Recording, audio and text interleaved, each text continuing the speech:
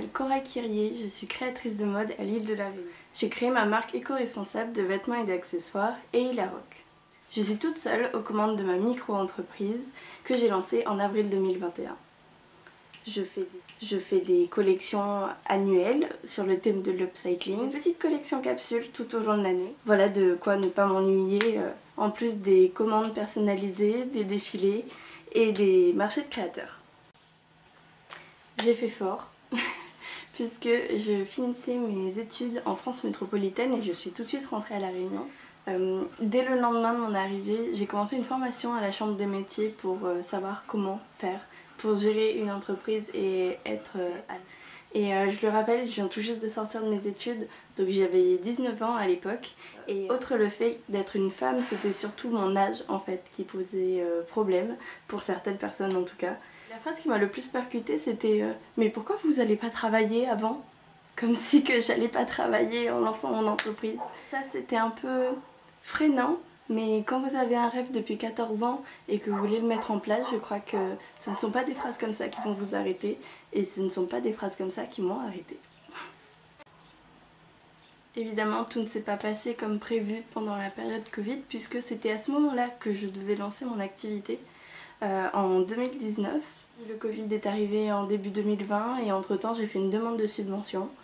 Pendant 8 mois, j'avais plus de nouvelles, plus de réponses de l'organisateur, plus de mails, plus de contacts, rien. Et à ce moment-là, je me dis en fait, mon projet il compte pas. Tout le monde s'en fiche et moi je suis là à y croire encore.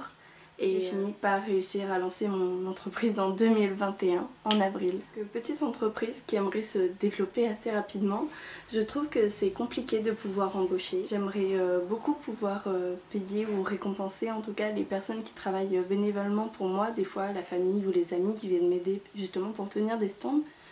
En plus, en design, je peux pas être à la production et à la vente en même temps.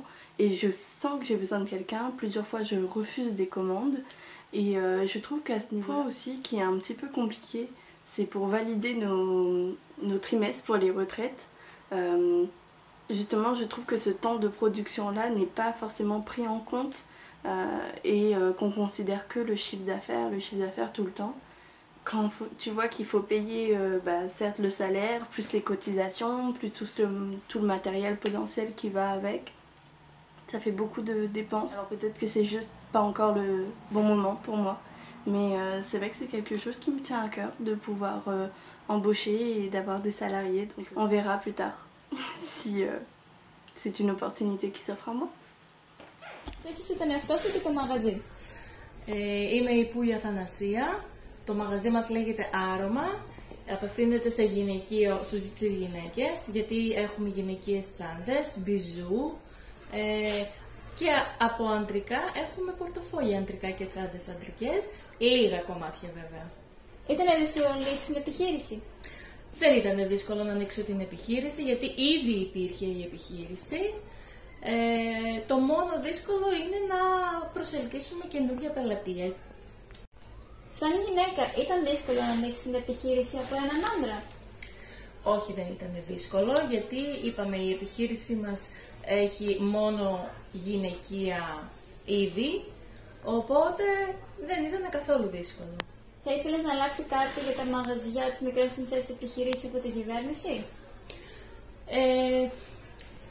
Θα ήθελα η φορολογία να είναι χαμηλότερη, να υπάρχουν περισσότερες επιδοτήσεις από το κράτος για να βοηθούν τις μικρομεσαίες επιχειρήσεις. Τι είναι οι δυσκολίες που αντιμετώπισες?